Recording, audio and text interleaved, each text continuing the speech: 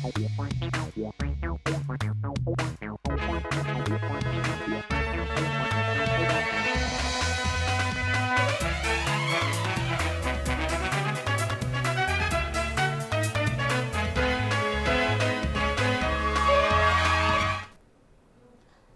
आप देख रहे हैं राष्ट्रीय समाचार और मैं हूं आपके साथ प्रिया पांडे। पहले एक नजर हेडलाइंस पर।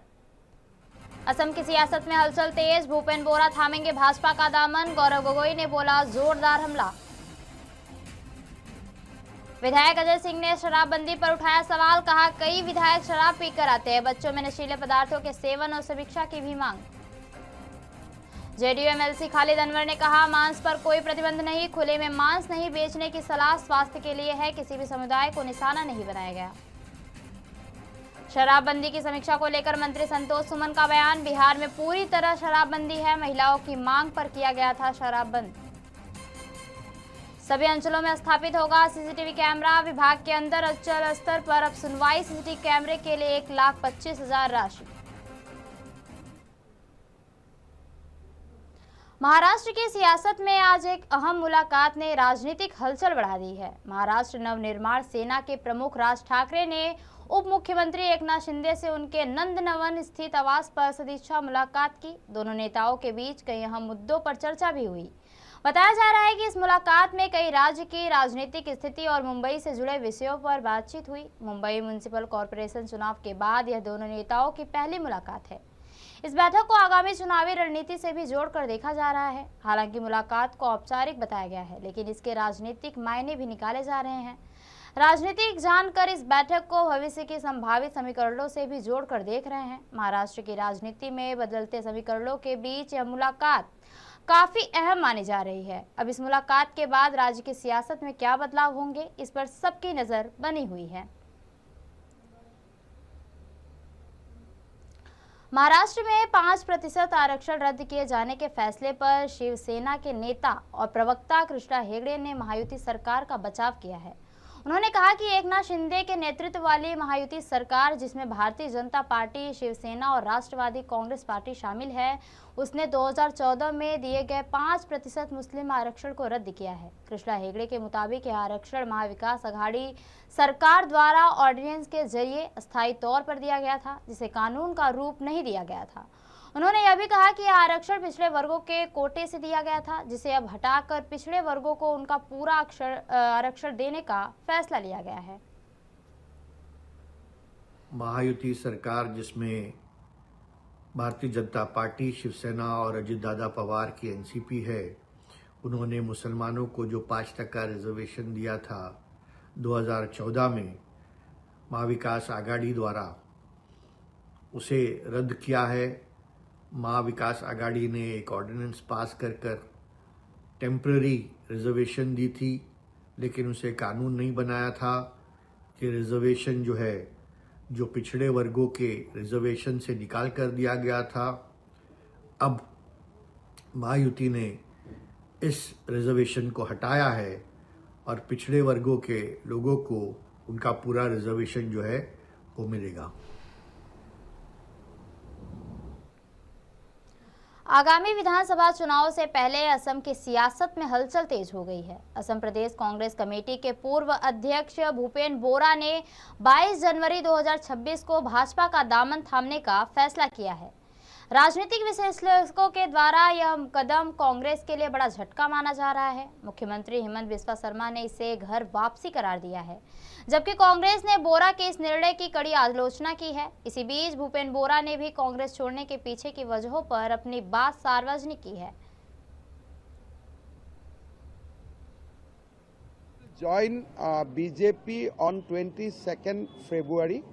Our party president Shri Dilip Saikia will work out the details.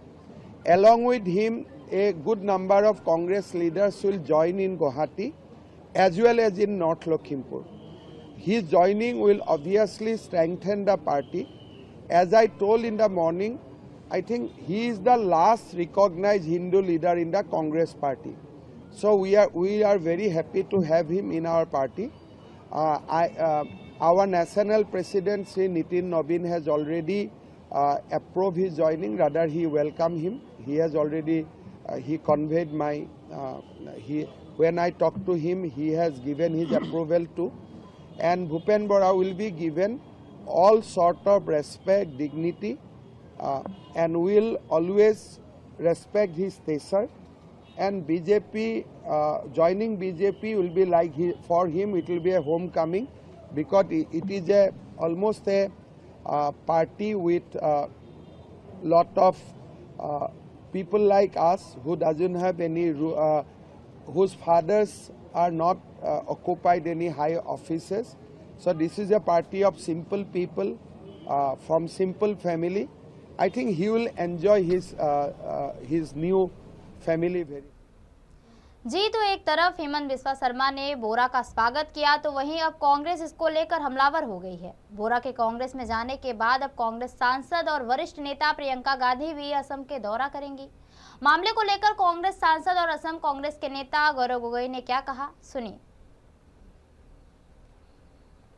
There were many rumors regarding the close relationship between Himanta Biswa Sharma and Bhupen Bora. We tried our best to not believe in these rumors and speculations. But we always wondered how information related to confidential meetings were known by journalists, a particular journalist close to Himanta Biswa Sharma. And now these rumors and speculation, both within the party and outside the party, have come to light that they were true, because a day after leaving the Congress party, resigning from the Congress party, Bhupen Bora had no qualms about joining rumors regarding the close relationship between Himanta Biswa Sharma and Bhupen Bora. We tried our best to not believe in these rumors and speculations. But we always wondered how information related to confidential meetings were known by journalists, a particular journalist close to Himanta Biswa Sharma. And now these rumors and speculation, both within the party and outside. CPI के विधायक अजय सिंह ने शराबबंदी को लेकर विधानसभा में बड़ा सवाल उठाया। उन्होंने कहा कि कई विधायक भी शराब पीकर विधानसभा में आते हैं, ऐसे में उनकी जांच होनी चाहिए। इसके साथ ही उन्होंने यह भी कहा कि आजकल बच्चे नशीले पदार्थों का सेवन कर रहे हैं, जिस पर भी सख्त कार्रवाई होनी चाहिए। उन्होंने जोर देकर कहा कि वर्तमान शराबबंदी की समीक्षा अवश्य की जानी चाहिए, ताकि इसका प्रभाव बेहतर तरीके से सुनिश्चित किया जा सके।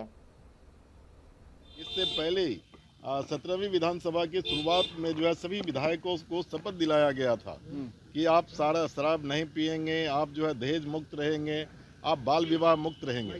क्या लग रहा है विधायक शराब पीते हैं क्या? मैं आपको बता रहा हूँ, मैं उसी समय कहा जिस दिन ये सदन ईमानदारी से खुद शराब पीना छोड़ देगा और जो हायर अफसर है वो छोड़ देंगे, उस दिन बिहार में शराबबंदी लागू हो जाएगा। ये दूसरों के लिए नहीं हो सकता और यही कारण है कि ये लागू नहीं होता।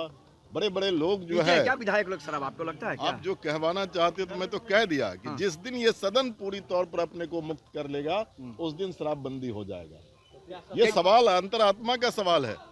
आप दूसरों को चाहते हैं कि शराब नहीं पिए, लेकिन आप क्या कर रहे हैं उसे भी जनता जानती है, देखती है। और शराब के केस में कोई ऐसा नहीं है कि इससे पहले कोई विधायक नहीं गए हैं। तेजस्वी यादव ने कल कहा कि नीतीश कुमार एक अचेत मुख्यमंत्री बिहार को मिला है, नया भी अगर और नाटकदार मुख्यमंत्री मिला है, कैसे लेते हैं? मैं एक बात कहूंगा कि माननीय मुख्यमंत्री जी के पिछले दिनों जो विधान परिषद के अंदर उनके अल्फाज निकले, 17वीं विधानसभा के अंदर जो महिला लड़कियों के बारे में जो उनका अल्फाज निकला, और कई ऐसे मौके पर मैं आपको कह सकता हूं जब एजुकेशन कि जो प्रिंसिपल सेक्रेटरी पाठक जी थे, तो ये बयान देते थे सदन के अंदर हम लोगों के कहने के बाद कि 10 बजे से 4 बजे स्कूल चले, लेकिन वो खुद पाठक जी कहते थे नहीं, जो मैं कह रहा हूँ वो लागू होगा, और उसके खिलाफ कोई कार्रवाई इन्होंने नहीं किया। इसका मतलब क्या है? ये थके हुए हैं, उम्र की भी तकाजा है। अब इनको नौजवानों को आगे बढ़ना चाहिए, उनके दल के अंदर भी बहुत नौजवान हैं, उनको सौंपना चाहिए। मैं नहीं कहता कि वो अपने बेटे को खड़ा कर दें, लेकिन मैं कह रहा हूँ कि उनके दल के अंदर बहुत सारे नौजवान योग्य हैं, उनको खड़ा कर दें और उनको दे चलाए बिहार। बिहार में खुले में मांस बिक्री पर सरकार की कथित प्रतिबंध की खबरों पर जेडीयू एमएलसी खालिद अनवर ने स्पष्ट किया कि सरकार की ओर से ऐसा कोई आधिकारिक ऐलान नहीं हुआ है। उन्होंने कहा कि लोग जैसे रह रहे हैं और जैसे खा रहे हैं वैसे ही जीवन शैली जारी रहेगी। साथ ही उन्होंने यह भी कहा कि खुले में मांस नहीं बेचना चाहिए ताकि लोगों की सेहत बनी रहे। खालिद अनवर ने विशेष रूप से यह जोर दिया कि किसी भी समुदाय को लक्षित नहीं किया गया है। नहीं, ऐसा कोई ऐलान नहीं हुआ है सरकार का कि मांस नहीं बिकेगा। ये कहा गया है कि खुले में मांस नहीं बेचा जाएगा। ये किसने कहा कि इस तरह का ऐलान हुआ? ना कोई इस तरह की बात कर सकता है बिहार में। बिहार में जो जैसे जो खा रहा है, जो जैसे रह रहा है वैसे ही रहेंगे, और ये एक सिक्योरिटी मकसद से है। जरा साइड हो जाइए। सिक्योरिटी के मकसद से है और लोगों का सेहत ठीक रहे इसलिए है। इसका मकसद किसी कम्युनिटी को टारगेट करना नहीं है, और नीतीश कुमार जी ने आज तक कभी ऐसा नहीं किया है, और नीतीश कुमार की सरकार है, इसमें कोई डरने, किसी को दबने की जरूरत नहीं है। जहां जो खा पी रहा है खा पिए, और इसमें कोई मसला नहीं। नहीं, विजय सिन्हा जी ने जो ऐलान किया है उसको गलत तरीके से तोड़ मरोड़ के पेश किया जा रहा है। विजय सिन्हा जी का मकसद सिर्फ यह है कि हेल्थ कॉन्शियस होना चाहिए, और कोई भी चीज किसी की आस्था को आहत न पहुंचे। जहां जो कर रहा है करे। शराबबंदी की समीक्षा को लेकर बिहार सरकार के मंत्री संतोष सुमन ने कहा कि बिहार में पूरी तरह शराबबंदी है। मुख्यमंत्री नीतीश कुमार ने सभी लोगों के निर्णय से बिहार में शराबबंदी की थी। खासकर महिलाओं की मांग पर बिहार में शराबबंदी की गई थी। समय समय पर जब मुख्यमंत्री नीतीश कुमार जी को लगता है कि कोई गड़बड़ी हो रहा है तो कार्रवाई करते हैं। जहां तक बात रही समीक्षा की, तो हमें नहीं लगता कि जब तक मुख्यमंत्री नीतीश कुमार जी हैं तब तक हम लोगों की चिंता करने की जरूरत है। समीक्षा की बात हो रही है। देखिए, बिहार में हम समझते हैं कि शराबबंदी पूर्णतः लागू है। अब माननीय मुख्यमंत्री जी ने सभी चीज़ों को देख के, सभी पार्टियों से बात करके, महिलाओं से भी बात करके ये शराबबंदी लागू हुई थी, और समय समय पर माननीय मुख्यमंत्री जी को लगता है कहीं भी तो अपने स्तर पर कार्रवाई करते हैं।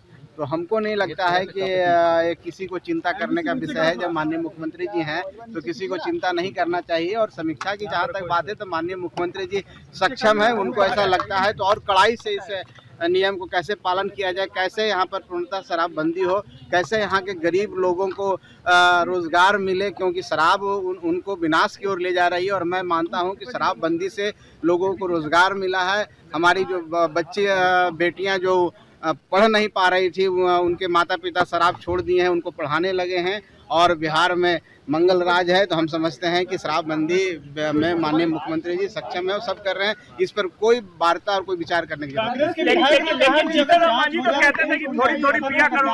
अब देखिए, माननीय जीतन राम मांझी जी का क्या बोलते हैं मैं उसकी बात नहीं कर सकता हूँ, लेकिन मैं मानता हूँ कि मैं जिस समाज से आता हूँ, समाज में शराब अभिशाप है। अगर हम लोग आज शराब नहीं पीते हैं तो आज हम लोग देखिए कहाँ हैं। तो शराबबंदी नीतीश कुमार जी, माननीय मुख्यमंत्री जी ने किया है, सबको लेकर के, समाज को, निचले तबके को लेकर के। तो बिहार में शराबबंदी सार्थक है और बिहार के भविष्य के लिए समीक्षा होनी चाहिए कि नहीं? मांझी जी, समीक्षा का मतलब क्या है? समीक्षा तो माननीय मुख्यमंत्री जी को जब कुछ लगता है ऐसा कि कहीं पर गड़बड़ी हो रही है तो उसको कड़ाई से उस कानून को पालन किया जाता है। तो हमको नहीं लगता है कि इस पर कोई बहुत ज्यादा जोर देने की। कांग्रेस के विधायक ने सैंपल की बात किया है कि अगर जांच हो जाएगा तो ठीक है। उप मुख्यमंत्री विजय सिन्हा बोले, राजस्व भूमि सुधार विभाग के अंदर अब अंचल स्तर पर सुनवाई होगी। उस अंचल के अंदर सभी थाना प्रभारी मौजूद रहेंगे और अंचल में सुनवाई होगी। सीसीटीवी कैमरे के अंदर विभाग की पारदर्शिता, शुचिता, लोगों के जन कल्याण से जुड़े विषय कैमरे के अंदर कैद होंगे। विभाग में कमांड और कंट्रोल से भी मॉनिटरिंग होगी। आज राजस्व भूमि सुधार विभाग के अंदर जो अंचल स्तर पर अब सुनवाई होगी, उस अंचल के अंदर सभी थाना प्रभारी रहेंगे और अंचल में सुनवाई, अंचल में सीसीटीवी कैमरे के अंदर विभाग की पारदर्शिता, शुचिता और लोगों के जन कल्याण से जुड़े विषय कैमरे के अंदर कैद होंगे और विभाग में कमांड कंट्रोल के माध्यम से उसका मॉनिटरिंग भी होगा। हमारे पदाधिकारी की सुरक्षा भी बढ़ेगी और जनता के विश्वसनीयता और शुचिता भी बढ़ेगी। बिहार की राजनीति में आज उस समय जोरदार हंगामा देखने को मिला जब विधानसभा में आरक्षण और शराबबंदी के मुद्दे पर विपक्षी दलों ने सदन से वॉकआउट कर दिया। कार्यवाही के दौरान सभी विपक्षी नेता सदन से बाहर निकल आए और नीतीश कुमार सरकार के खिलाफ नारेबाजी की। कुमार सर्वजीत ने 65% आरक्षण लागू करने की मांग उठाते हुए कहा कि सरकार इस विषय पर गंभीर नहीं है। वहीं भारतीय कम्युनिस्ट पार्टी लिबरेशन के नेताओं ने आरोप लगाया कि सरकार आरक्षण के नाम पर केवल दिखावा करती है और जब इसे लागू करने की बात आती है तो मामला न्यायालय में भेज दिया जाता है। विपक्ष के सभी नेताओं ने कहा कि सरकार आरक्षण के मामले में कोई ठोस कदम नहीं उठा रही है और बहुजन तथा दलित समाज के साथ न्याय नहीं कर रही है। 65% आरक्षण और राज्य में पूर्ण शराबबंदी को लेकर भी सरकार को घेरा गया। विपक्षी नेताओं ने कहा कि जब तेजस्वी यादव उप मुख्यमंत्री थे तभी से पूर्ण शराबबंदी की मंशा स्पष्ट थी, लेकिन वर्तमान सरकार इसे प्रभावी ढंग से लागू करने में असफल रही। तेजस्वी जी के नेतृत्व में बिहार में लगातार जातीय जनगणना की मांग उठती रही और मुख्यमंत्री ने जातीय जनगणना कराने के बाद 65% आरक्षण का प्रोविजन लाया। हम लोग को याद है कि लगातार माननीय मुख्यमंत्री ने ये कहा कि जल्दी से 65% आरक्षण को तेजस्वी जी इम्प्लीमेंट करा लो ताकि गरीबों को फायदा हो जाए। ये लड़ाई लड़ रहे थे तेजस्वी यादव और मुख्यमंत्री ने लगातार सचेत किया था तेजस्वी जी को कि हम लोग मिलकर के जल्दी से लागू करो, नहीं तो ये भाजपा वाले लोग अरे कैसे करेंगे, न्यायालय चले जाएंगे। जातीय जनगणना कराने के बाद 65% आरक्षण का प्रोविजन लाया। हम लोग को याद है कि लगातार माननीय मुख्यमंत्री ने ये कहा कि जल्दी से 65% आरक्षण को तेजस्वी जी इम्प्लीमेंट करा लो ताकि गरीबों को फायदा हो। लड़ाई लड़ रहे थे तेजस्वी यादव और मुख्यमंत्री ने लगातार सचेत किया था तेजस्वी जी को कि हम लोग मिलकर के जल्दी से लागू करो, नहीं तो ये भाजपा वाले लोग अरे कैसे करेंगे, न्यायालय चले जाए। लागू नहीं करना होता है तो जनता को दिखाने के लिए आरक्षण लाता है, बड़ी चालाकी से इसे न्यायालय में भेज दिया जाता है। और आपको पता है कि न्यायालय क्या कर रहा है आज के डेट में। ठीक उसी तरह हमारे लोगों को भी तांती तत्वा को वोट के लिए 2015 में नीतीश कुमार जी लाए और बड़ी चालाकी से इसको न्यायालय भेजा गया और हार गए। ये सरकार की जो दोहरी नीतियां है ना, हम लोग समझ रहे हैं और सरकार कभी भी इन सारे मुद्दों पे गंभीर नहीं है। आरक्षण न्यायालय से छीना जा रहा, आरक्षण ये अडानी अंबानी के थ्रू जो रोस्टर तैयार किए जाते हैं नौकरी, उसके थ्रू छीना जा रहा है। आपको पता है कि बिहार के अंदर जब जातिगत गणना हुई और उसके बाद 65% आरक्षण के दायरा को बढ़ाया गया ताकि गरीब और मजलूमों को, दलित उत्पीड़ित तबका को इसका लाभ मिल सके, उनको भी बराबरी का हक मिल सके। लेकिन आपको पता है कि उसके बाद कोर्ट ने उसको स्टे किया और जब कोर्ट स्टे किया तो जिसकी सरकार बिहार के अंदर आज चल रही है, नीतीश जी और भाजपा की सरकार चल रही है और दिल्ली में भाजपा की सरकार नीतीश जी के कंधे पर चल रही है, तो आज जिम्मेदारी बनती है कि नीतीश जी जाकर के दिल्ली की हुकूमत को कहे कि 9वीं अनुसूची में इन जातियों को शामिल कर दो ताकि इसका लाभ मिल जाए। और इसके लिए कार्य स्थगन हम लोगों ने लाया था ताकि व्यापक पैमाने पर आरक्षण जो है वो लोगों को मिल सके। आप जानते हैं कि ये लोग आरएसएस के चट्टे बट्टे और आरएसएस पूरी तौर पर आरक्षण के खिलाफ है, दलित उत्पीड़ितों को मिल जो रहा है और इसीलिए आज जो कार्य स्थगन प्रस्ताव लाया गया इस पर बिल्कुल कोई सुनवाई नहीं किया और अंत में हम लोगों ने इसका बायकॉट किया और सब लोग मिलकर के किया। अगर कोई पी के आता है तो मैं तो समर्थन करूंगा, उसका जांच करवाए सरकार, क्योंकि गलत का मैंने हमेशा अपने व्यक्तिगत जीवन में नैतिकता का पालन करते हुए गलत का विरोध करना सीखा है। तो मैं कहता हूं अगर इस तरह की पॉलिसी अगर सरकार लाती है तो 100% गौतम कृष्ण समर्थन करेगा। क्या आप अपनी जांच करवाएंगे? बिल्कुल, अरे अभी करवाई ना भैया।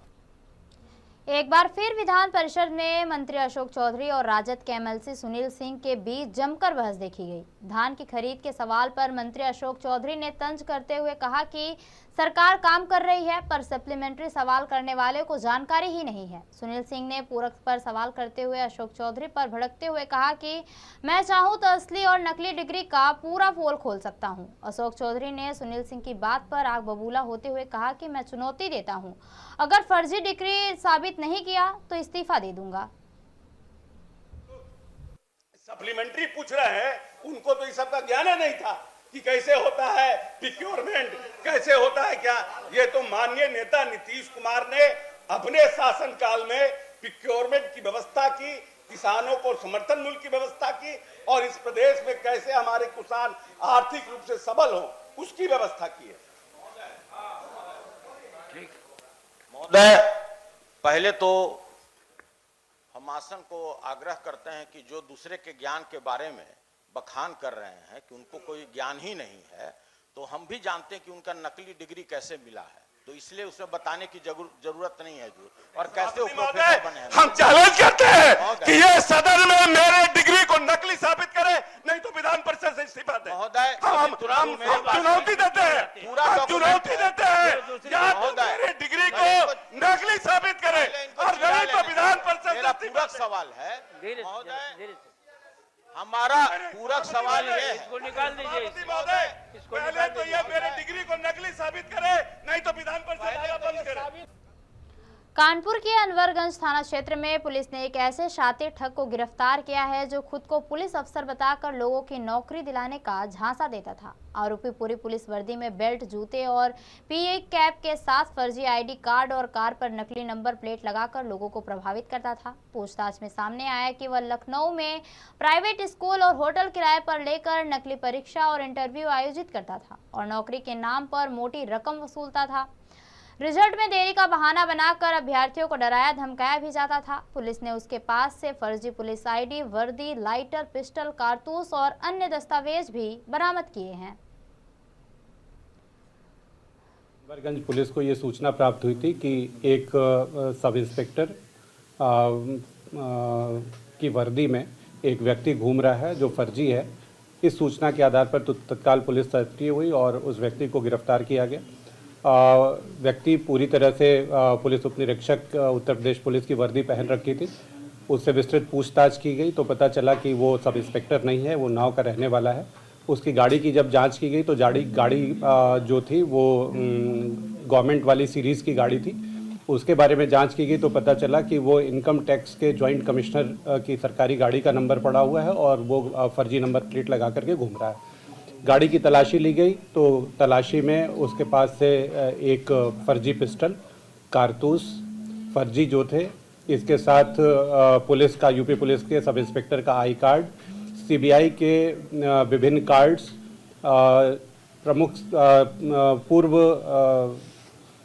एडिशनल चीफ सेक्रेटरी सर के लेटर हेड आदि वस्तुएं बरामद हुई। विस्तृत पूछताछ की गई तो पता चला कि ये लोगों को नौकरी दिलाने के नाम पर और ट्रांसफ़र कराने के नाम पर ठगी का धंधा करता है। ये कई जगह पे स्कूल में सेंटर आयोजित करा करके, होटल्स में साक्षात्कार आयोजित करा करके इस तरह के काम करता है। और तो ये थी अब तक की खास खबरें और खबरों के लिए बने रहिए राष्ट्रीय समाचार के साथ। तब तक के लिए नमस्कार।